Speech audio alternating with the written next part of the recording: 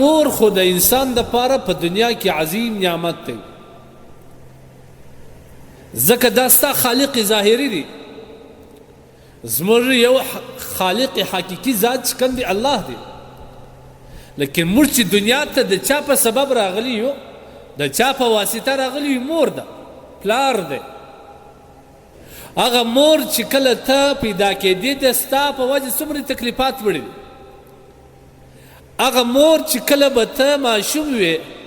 ستا صفایي، ستا خوراکه، ستا د خوب بندوبست، ستا د هر ضرورت بندوبست د مور کوي. کله چې به تا دومره طاقت او قدرت نه درلودي چې خالي دا خپله پښه وغځې، دا مور به دې دا پښه درغځول. تا دا قدرت نه درلودي چې په لاس کې شی ونیسې، دغه مور ته په دې باندې عادي کړلې، ستا لاس بې راواخیستې، یو شی به پکې درکړي، دغه د ډوډۍ هغه سپکه ګوله تا خپلې خولې ته نه سوی پورته کولی. تا هغه د ډوډۍ سپکه ګوله تا په خپل لاس کې نه سوی نیولی. مور دغه ځای ته ورسولې چې اول ته په ګوله نیولو باندې قادره کړې، بیا یې په دې قادره کړې چې ستا د ګولې لاس تا و خولې ته یوسي، چې په خوراک باندې عادت کړې. هغه مور چې ته مریض وې دی به ژړل،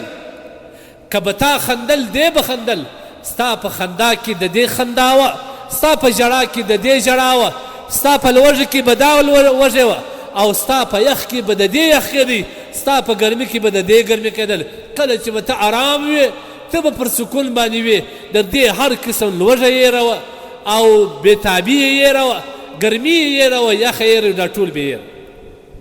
د ژوند لوی مقصد یې بچی ته وې. په څه خوارې لوی ولې چې شی به پیدا کړي په تا به خوړی، چې پیسې به پیدا کړي په تا به مصرفولې. په کال کې به یو ورور د وسیله رحمي په خاطر به د خور پوښتنې ته رالی، هغه ورور به په لاس کې خپلې خور ته یو شی ورکړي، هغه د خور به چې د اولادو مور ده د ځان څخه به بچاولې، په تا به مصرفول. ستا کالي به در جوړ، ستا دپاره ښه جامه وکړه، ستا ښه جامه به د دې فخر و، خپله به ګنډلې او پینې پینې جامه اغوستې وه، خپلې به یې زړه او څیرې جامه اغوستې وه. ته به په دې باندې توانولې، ته به په دې خوشحالولې چې ستا جامه دې ښه جامه وي، ستا جامه دې نوې جامه وي، ستا جامه دې بهترینه جامه وي. لیکن افسوس نن چې دا ضعیفه سول،